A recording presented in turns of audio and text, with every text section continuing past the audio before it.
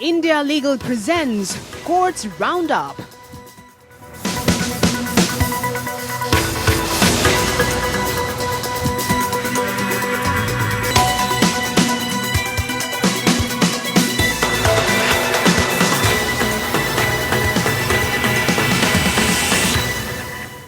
नमस्कार, मैं हूं आपके साथ शिवानी पांडे। कोर्ट्स राउंडअप में आपका स्वागत है। इस बुलेटिन में अगले आधे घंटे हम आपको कोर्ट से जुड़े तमाम छोटी बड़ी खबरों से रूबरू करवाएंगे।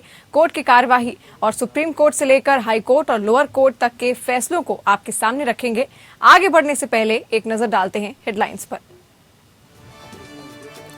सोशल मीडिया निजता मामले में केंद्र ने दिल्ली हाईकोर्ट से किया आग्रह, कहा व्हाट्सएप को नई पॉलिसी लागू करने से रोका जाए, प्रस्तावित पॉलिसी बदलावों का हो review.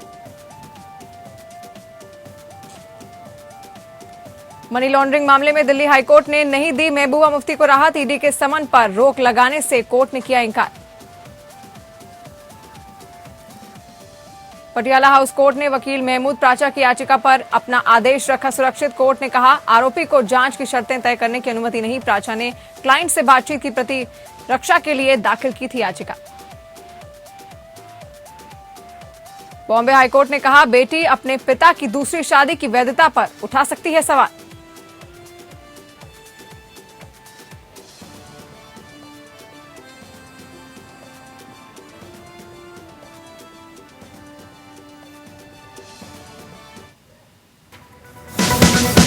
India Legal presents Courts Roundup.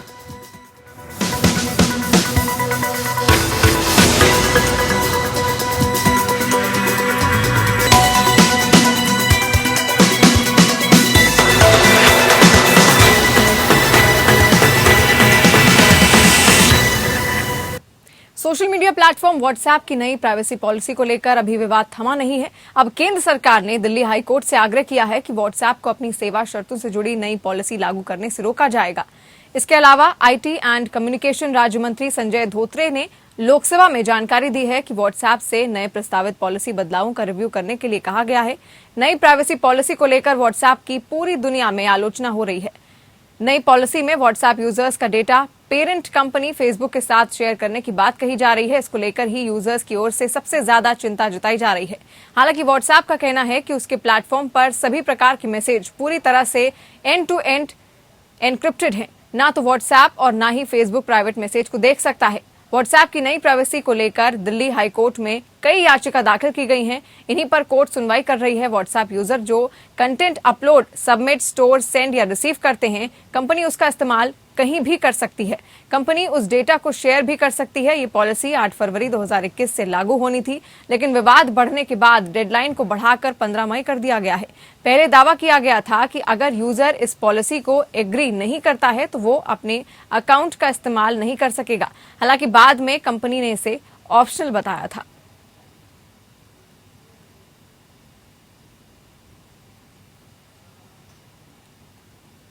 वहीं दिल्ली उच्च न्यायालय ने दायर याचिका में केंद्र सरकार से जवाब मांगा है। इस केस में डिजिटल क्षेत्र में समाचार और करंट अफेयर सामग्री के नियमन पर नए सूचना प्रौद्योगिकी दिशा निर्देशों को चुनौती दी गई है। मुख्य न्यायाधीश डीएन पटेल और न्यायमूर्ति जसमीत सिंह की खंडपीठ ने याचिका में नोटिस जारी किया। वादी के वरिष्ठ अधिवक्ता नित्या रामाकृष्णन ने किसी भी आक्रामक कार्रवाई से सुरक्षा के लिए एक दिशा मांगी है। न्यायालय ने हालांकि इस स्तर पर कोई भी आदेश पारित करने से इंकार कर दिया है। वादी ने कहा है कि सूचना प्रौद्योगिकी यानी कि मध्यवर्ती दिशा निर्देश और डिजिटल मीडिया नैतिकता संहिता नियम 2021 जहां तक के वो समाचारों के प्रकाशकों को परिभाषित करते हैं और लागू होते हैं, वर्तमान मामलों की सामग्री शून्य और निष्क्रिय है। ये जोड़ा गया है कि भाग 3 के तहत प्रदान की गई समाचार और वर्तमान मामलों की सामग्री के प्रकाशकों का विनियमन भारत के संविधान के अनुच्छेद 14, 19(1)(a), 19(1)(g) और 21 का उल्लंघन है। याचिकाकर्ताओं द्वारा प्रकाशित डिजिटल समाचार पोर्टल जैसे क्विंट उन हितों के लिए लागू सभी नागरिक और आपराधिक कानूनों के अधीन है। इसलिए आईटी नियम 2021 अनुच्छेद 19(2) के हित में नहीं हो सकता है। याचिका में कहा गया है कि वो केवल डिजिटल न्यूज पोर्टल्स की सामग्री को दर्ज करने और सीधे नियंत्रित करने के लिए राज्य के लिए एक तर्क है। ऑनलाइन समाचार पोर्टलों को प्रिंट अखबारों के बराबर माना जाना चाहिए क्योंकि वो दोनों वर्तमान मामलों पर लिखित सामग्री रखते हैं।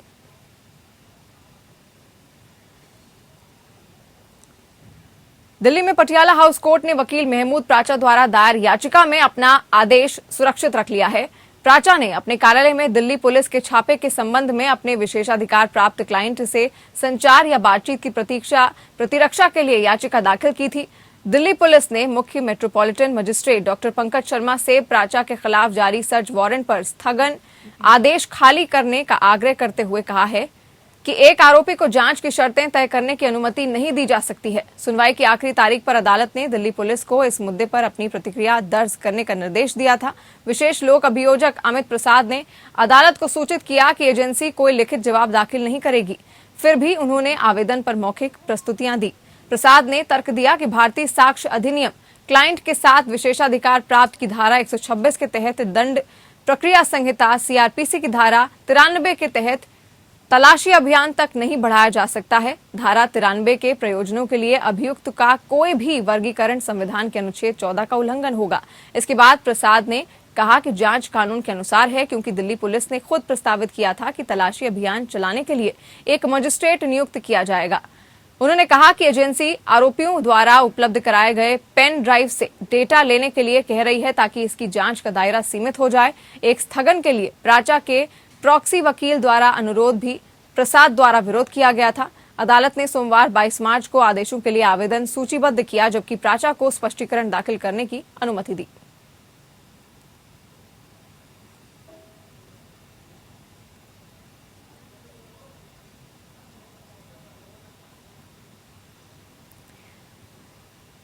इस खबर पर ज्यादा जानकारी के लिए हमारे संवाददाता अनन्य भटनागर हमारे साथ फोन लाइन पर जुड़ रहे हैं। अनन्य, वकील महमूद प्राचा द्वारा दायर याचिका में अपना आदेश सुरक्षित रखते हुए कोर्ट ने क्या कुछ कहा है? जी हाँ शिवानी, आज जब मैटर कोर्ट के सामने आया तो प्राचा खुद अपीयर नहीं हुए, एक प्रॉक्सी काउंसिल को भेजा एडजर्नमेंट लेने के लिए। बट जब स्पेशल पब्लिक प्रोसिक्यूटर अमित प्रसाद ने आर्ग्यू करना शुरू किया तो उनकी तरफ से साफ तौर पर यह तर्क दिया गया कि जो अटॉर्नी क्लाइंट रिलेशनशिप है, जिसका हवाला देकर प्राचा इस पूरे मामले से बचने की कोशिश कर रहे हैं, अपना पेनड्राइव नहीं देना चाहते, वो इस पूरे केस में एप्लीकेबल ही नहीं है, क्योंकि attorney client relationship search warrant issues होने के बाद वायबल नहीं रहता है और उसका कोई मान्य नहीं है। दूसरी बड़ी बात, जब मैं अगर आपको याद दिलाऊं, पिछली बार महमूद प्राचा ने जब मैटर आया था हियरिंग पर, तब बोला था कि दिल्ली पुलिस की तरफ से ये साजिश की जा रही है कि मुझे एनकाउंटर कर दिया जाएगा, मुझ पर गोली चलाने की कोशिश करना चाहते हैं। उस पर स्ट्रांगली उसको ऑब्जेक्ट करते हुए एसपीपी अमित प्रसाद का साफ तौर पर यह कहना था कि क्या पूरे मामले में पूरी जितनी भी सर्चेज, 2 बार सर्चेज हुए, एक भी बार कुछ ऐसा हुआ कि गोली चली हो या कुछ ऐसा बना भी हो कि गोली चलने की संभावना हो, इस पर पूरी तरीके से स्ट्रांगली ऑब्जेक्ट किया। जिसके बाद इनफैक्ट जब प्रॉक्सी काउंसिल ने एडजर्नमेंट मांगा तब भी अमित प्रसाद ने उसको स्ट्रांगली अपोज किया और कहा कि मैं इसमें कोई रिटर्न सबमिशन फाइल नहीं करूंगा, लेकिन ओरली इसको स्ट्रांगली ऑब्जेक्ट करता हूं। जिसके बाद कोर्ट ने इस पूरे मामले पर फैसला सुरक्षित किया है, जो कि मंडे को सुनाया जाएगा। जी अनंत, तमाम जानकारी के लिए आपका बहुत बहुत शुक्रिया। चलिए अब आगे बढ़ेंगे। दिल्ली हाईकोर्ट ने मनी लॉन्ड्रिंग केस में जम्मू कश्मीर की पूर्व मुख्यमंत्री महबूबा मुफ्ती को जारी प्रवर्तन निदेशालय या ईडी के समनों पर रोक लगाने से इंकार कर दिया है। मुख्य न्यायाधीश डीएन पटेल और न्यायमूर्ति जसमीत सिंह की पीठ ने पीडीपी नेता मुफ्ती को राहत देने से इंकार कर दिया। अदालत ने ईडी को 16 अप्रैल से पहले उनके द्वारा दिए गए निर्णयों के संकलन के साथ एक संक्षिप्त नोट दाखिल करने को कहा है। पीडीपी नेता और जम्मू कश्मीर की पूर्व मुख्यमंत्री महबूबा मुफ्ती को ईडी नोटिस के खिलाफ राहत नहीं मिली है। दिल्ली हाईकोर्ट के चीफ जस्टिस डीएन पटेल और जस्टिस जसमीत सिंह की बेंच ने याचिका पर सुनवाई करते हुए कहा है कि हम ईडी के समन पर रोक नहीं लगा रहे हैं और न ही याचिकाकर्ता को फिलहाल कोई राहत दे रहे हैं। महबूबा मुफ्ती को 22 मार्च को ईडी के सामने पेश होना होगा। ईडी की ओर से पेश सॉलिसिटर जनरल तुषार मेहता ने कहा कि मुफ्ती को अधिकारियों के समक्ष पेश होना ही चाहिए। ईडी ने इससे पहले मुफ्ती को 15 मार्च को पेश होने के लिए समन जारी किया था। अब उन्हें 22 मार्च को पेश होने के लिए कहा गया है। मुफ्ती की ओर से पेश वरिष्ठ अधिवक्ता नित्या रामकृष्णन ने अदालत से ईडी को ये निर्देश देने का आग्रह किया कि वो पहले की तरह महबूबा पर व्यक्तिगत रूप से पेश होने का जोर न डालें। इस पर अदालत ने कहा कि हम समन पर रोक नहीं लगा रहे हैं, कोई राहत नहीं दी जा रही है। कोर्ट इस मामले में अगली सुनवाई 16 अप्रैल को करेगी। सुनवाई के दौरान महबूबा मुफ्ती की वकील ने प्रवर्तन निदेशालय की तरफ से जारी समन पर रोक लगाने की मांग की थी। महबूबा मुफ्ती ने मनी लॉन्ड्रिंग के मामले में ईडी द्वारा जारी समन को जांच एजेंसी के दुरुपयोग करने और कार्रवाई को राजनीति से प्रेरित बताते हुए समन को रद्द करने या रोक लगाने की मांग की थी। ईडी ने महबूबा मुफ्ती को 15 मार्च को पेश होने के लिए नोटिस जारी किया था, लेकिन याचिका पर सुनवाई के दौरान ईडी की तरफ से पक्ष रखते हुए अमित महाजन ने कोर्ट को बताया था कि 15 मार्च के लिए जारी समन पर मुफ्ती को पेशी के लिए नहीं बुलाया गया है। इसके बाद कोर्ट ने मामले की सुनवाई 19 मार्च के लिए टाल दी थी। 12 मार्च को ईडी ने फ्रेश समन जारी कर महबूबा मुफ्ती को 22 मार्च को पेश होने के लिए कहा था। महबूबा मुफ्ती के समन से पहले ईडी ने पिछले साल दिसंबर में उनकी करीबी अंजुम फजीली के परिसरों पर छापेमारी की थी। ये छापेमारी जम्मू कश्मीर बैंक में फर्जीवाड़े से संबंधित थी। केंद्रीय एजेंसी ने इस दौरान फजली के परिसरों से 28 लाख रुपए जब्त किए थे। पूर्व पीडीपी के विधायक के श्रीनगर और दिल्ली स्थित आवास पर छापेमारी की गई थी। ईडी ने कथित मनी लॉन्ड्रिंग केस में जम्मू कश्मीर के पूर्व सीएम फारूक अब्दुल्ला से भी पूछताछ की थी और करीब 12 करोड़ की संपत्तियों को जब्त किया था। इसके बाद नेशनल कॉन्फ्रेंस चीफ ने मनी लॉन्ड्रिंग केस में जब्त हुई संपत्तियों को लेकर जम्मू कश्मीर हाई कोर्ट का रुख किया था। Bureau report. आरोपी को राहत देने के मसले पर सुप्रीम कोर्ट ने टिप्पणी की है। धारा 482 सीआरपीसी के संदर्भ में भले ही कोर्ट ने टिप्पणी की हो, लेकिन इसकी व्यापकता काफी है। राहत देने का मामला अहम भी है। कोर्ट ने कहा है कि ये स्पष्ट करना जरूरी है कि नोटिस जारी करने में कोर्ट ने क्या आंका है। कोर्ट ने कहा है कि तर्क न केवल वकीलों के लिए बल्कि उच्च न्यायालय के लिए भी महत्वपूर्ण है।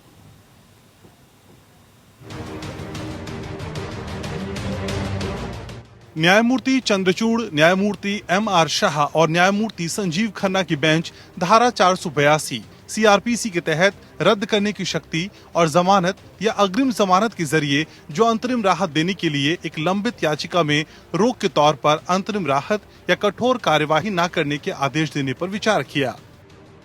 सुप्रीम कोर्ट ने कहा, अंतरिम चरण में उच्च न्यायालय को एक छोटे पैराग्राफ को शामिल करना चाहिए कि किस भार के चलते वो राहत दे रहे हैं। उम्मीद है कि इसका जिम्मेदारी से प्रयोग किया जाएगा। न्यायमूर्ति चंद्रचूड़ ने समझाया कि भजनलाल और कुरुक्षेत्र विश्वविद्यालय बनाम हरियाणा राज्य में धारा 482 के तहत शक्ति के प्रयोग के मामलों में उच्चतम न्यायालय द्वारा निर्धारित दुर्लभतम से दुर्लभ का मानक मौत की सजा देने के मामले जैसा कठोर नहीं है। न्यायमूर्ति चंद्रचूड़ ने कहा कि आरोपी को उत्पीड़न से बचाया जाना चाहिए। 302 में ये केवल चौकसी और सावधानी की तुलना में कहीं अधिक कठोर है, लेकिन 482 में अदालत के मानक पर्याप्त चौकसी और सावधानी बरतने वाले हैं।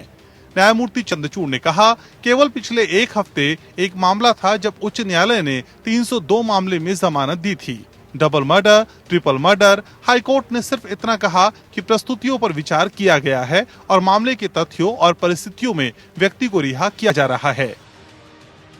न्यायाधीश ने जारी रखा, यहाँ सुप्रीम कोर्ट में मैं नोटिस जारी करने के चरण में भी कारण बताता हूँ। यह हमारी मदद करता है। सुप्रीम कोर्ट सहित सभी अदालतों को इस प्रथा को अपनाना चाहिए। आपको स्पष्ट करना चाहिए कि नोटिस जारी करने में आपने क्या आंका है। कभी कभी मैं दूसरे पक्ष की बात सुनने पर भी इस मामले को खारिज कर देता हूँ। ये इसलिए नहीं कि मैं गलत था, इसलिए क्योंकि प्रतिनिधित्व जो दिया गया था। न्यायमूर्ति शाह सहमत हुए। तर्क न केवल वकीलों के लिए बल्कि उच्च न्यायालय के लिए भी महत्वपूर्ण है। न्यायमूर्ति चंद्रचूड़ ने कहा, जब उच्च न्यायालय यंत्रवत नोटिस जारी करते हैं तो 482 याचिकाओं का बोझ काफी बड़ा हो जाता है। जब आप अपना विवेक लगाते हैं तो लिया गया समय कई गुना हो जाता है। बैकलॉग इतना बड़ा हो जाता है। अंतरिम राहत के इन संशोधनों के मद्देनजर धारा 482 याचिकाओं के समयबद्ध निपटान के प्रस्ताव के संबंध में न्यायमूर्ति चंद्रचूड़ ने टिप्पणी की और कहा कि उच्च न्यायालय हर दिन 482 के 300 से 400 मामलों के साथ काम कर रहे हैं। ये कहना असंभव है कि 10 दिनों के भीतर निपटाएं। Bureau report, APN। Supreme court ने उस याचिका पर अटॉर्नी जनरल और सॉलिसिटर जनरल की राय मांगी है जिसमें याचिकाकर्ता ने कहा है कि चुनाव आयोग को निर्देश दिया जाना चाहिए कि वो ईवीएम से सिंबल को हटाकर उसमें सिर्फ उम्मीदवारों का नाम, उम्र और एजुकेशनल क्वालिफिकेशन और फोटोग्राफ हो। सुप्रीम कोर्ट के चीफ जस्टिस एस.ए. बोबडे की अगुवाई वाली बेंच ने इस मामले में केंद्र सरकार और चुनाव आयोग को नोटिस जारी नहीं किया, लेकिन याचिकाकर्ता अश्विनी उपाध्याय से कहा कि वो याचिका की कॉपी अटॉर्नी जनरल के वेणुगोपाल और सॉलिसिटर जनरल तुषार मेहता को मुहैया कराएं और फिर हम मामले को देखेंगे। चीफ जस्टिस ने कहा कि हम अभी नोटिस जारी नहीं कर रहे हैं, लेकिन मामले की सुनवाई अगले हफ्ते करेंगे। ब्राजील का उदाहरण दिया गया जहां सिंबल नहीं होते। बेंच ने तब याचिकाकर्ता के वकील से सवाल किया कि वो आखिर ये बताएं कि सिंबल से कैसे प्रतिकूल या पूर्वाग्रह हो सकता है। सिंह ने कहा कि वो अगली सुनवाई में डिटेल में जवाब दाखिल करेंगे। याचिकाकर्ता की ओर से दाखिल अर्जी में कहा गया है कि ईवीएम में पार्टी सिंबल या सिंबल का इस्तेमाल बंद होना चाहिए, क्योंकि सिंबल का इस्तेमाल अवैध है और गैर संवैधानिक है। राजनीति में अपराधीकरण को खत्म करने का सबसे बेहतर उपाय यही है कि ईवीएम और बैलेट पेपर से राजनीतिक पार्टी का सिंबल खत्म किया जाना चाहिए और उसकी जगह कैंडिडेट का नाम, फोटोग्राफ, उम्र और एजुकेशनल क्वालिफिकेशन आदि होना चाहिए। याचिका में कहा गया है कि ईवीएम और बैलेट में किसी भी पार्टी का सिंबल नहीं होना चाहिए। एडीआर की स्टडी को रेफर करते हुए कहा गया है कि कुल 539 सांसदों में से 333 के खिलाफ क्रिमिनल केस पेंडिंग है, जो कि कुल संख्या का 43% है।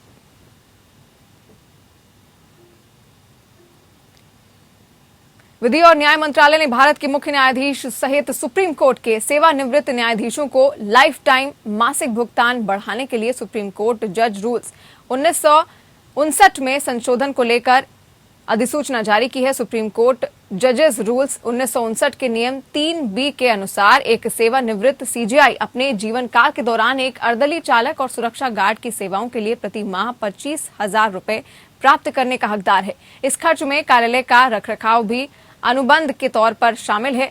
सुप्रीम कोर्ट जजेस रूल्स 1959 संशोधन के नियमों 2021 के तहत गुरुवार यानी कि 18 मार्च को अधिसूचित रूप से यह राशि अब बढ़ाकर प्रतिमाह 70,000 कर दी गई है।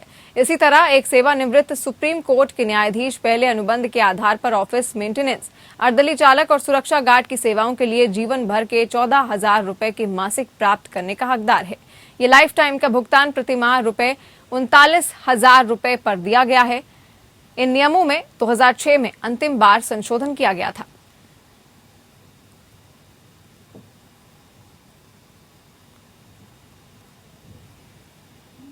वहीं मध्य प्रदेश हाईकोर्ट ने धर्मांतरण मामले में एक कैथोलिक नन को अग्रिम जमानत दी है। नन पर आरोप है कि उन्होंने एक पूर्व स्टाफ सदस्य का धर्म परिवर्तन करने का प्रयास किया। मामला मध्य प्रदेश धार्मिक स्वतंत्रता अधिनियम 2020 से जुड़ा है। कोर्ट ने दोनों पक्षों को सुनने के बाद आदेश दिया कि सुनवाई की अगली तारीख तय आवेदक को 10,000 रुपए के एक निजी बांड देना होगा। इसके साथ ही पुलिस की जांच के दौरान पेश होने का निर्देश दिया गया है। इस मामले को 7 अप्रैल को आगे की सुनवाई के लिए सूचीबद्ध किया गया है और इसके साथ ही इस मामले में लिखित आपत्तियां दर्ज करने के लिए आपत्तिकर्ता को स्वतंत्रता दी गई है।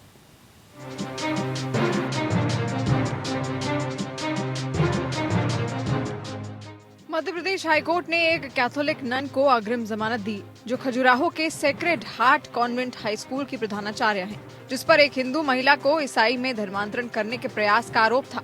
न्यायमूर्ति अतुल श्रीधरन की खंडपीठ सिस्टर भाग्य की अग्रिम जमानत की मांग वाली याचिका पर सुनवाई कर रही थी, जिसमें मध्य प्रदेश धार्मिक स्वतंत्रता अधिनियम 2020 की धारा 3 और धारा 5 के दंडनीय अपराध के तहत दर्ज एक मुकदमे में गिरफ्तारी से बचने के लिए अग्रिम जमानत की मांग की थी। आवेदक जिला छतरपुर के खजुराहो के sacred heart convent high school की प्रधानाचार्य है।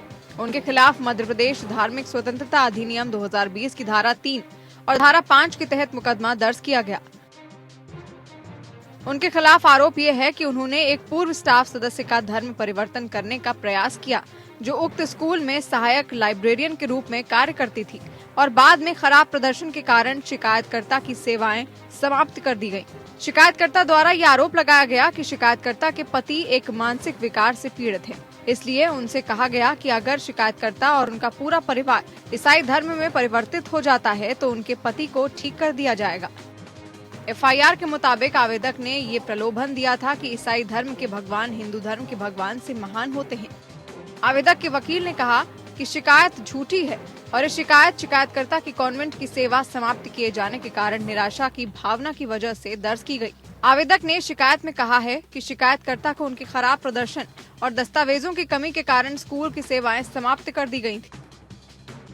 मध्य प्रदेश धार्मिक स्वतंत्रता अधिनियम 2020 की धारा 3 में ये प्रावधान है कि कोई भी व्यक्ति धर्मांतरण, खरीद, धमकी या बल का उपयोग, अनुचित प्रभाव, जबरदस्ती विवाह या कोई धोखाधड़ी का उपयोग करके किसी भी अन्य व्यक्ति को सीधे या अन्य किसी भी व्यक्ति को धर्मांतरित करने या उसके धर्म को परिवर्तित करने का प्रयास नहीं करेगा। ये दंडनीय अपराध है। इसके अलावा अगर कोई इस प्रावधान के उल्लंघन में धर्मांतरित करता है तो ऐसे धर्मांतरण को शून्य माना जाएगा। अधिनियम की 5 धारा में कहा गया है कि यदि कोई भी व्यक्ति धारा 3 के तहत प्रावधानों का उल्लंघन करता है तो उस व्यक्ति को एक अवधि के लिए कारावास की सजा दी जाएगी, जो 1 वर्ष से कम नहीं होगी, लेकिन जो 5 साल तक बढ़ सकती है। और इसके साथ ही जुर्माने के रूप में कम से कम 25,000 रुपए भरने होंगे।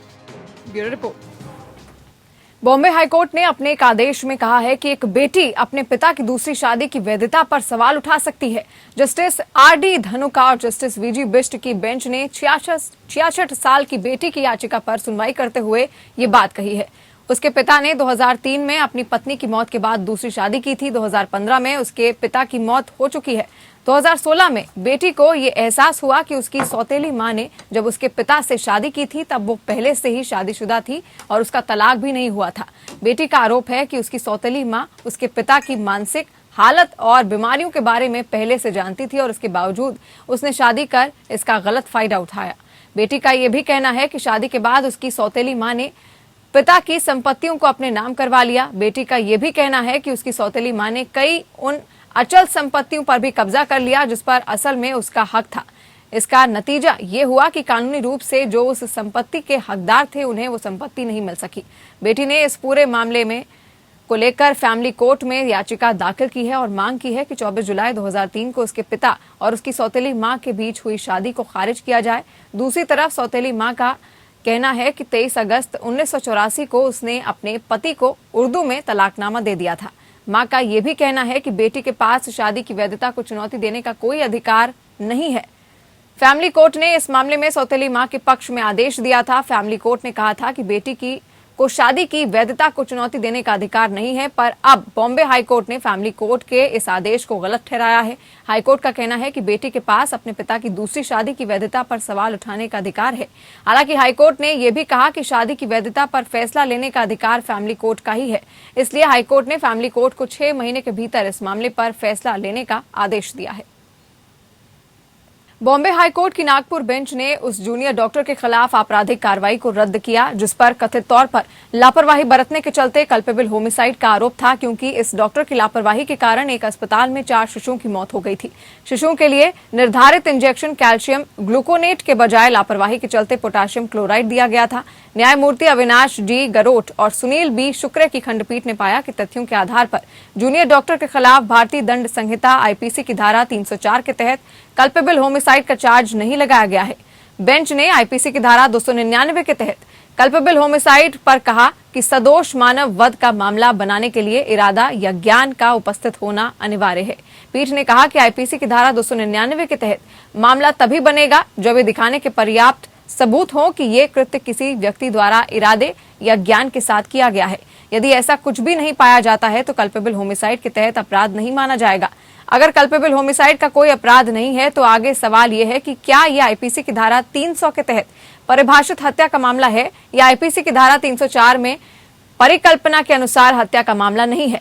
याचिकाकर्ता ने उच्च न्यायालय से गुहार लगाई कि उन्हें महाराष्ट्र के अमरावती में पुलिस द्वारा दायर चार्जशीट में शिशुओं की मौत का कारण माना गया है। कोर्ट ने कहा कि चार्जशीट में दर्ज हर बात को सच नहीं माना जा सकता है। उस पर सही से ड्यूटी नहीं करने का आरोप कभी भी लगाया जा सकता है, जिसके लिए अधिकारियों द्वारा विभागीय कार्रवाई हमेशा की जा सकती है।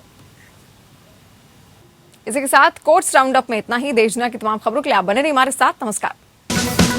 India Legal presents Courts Roundup.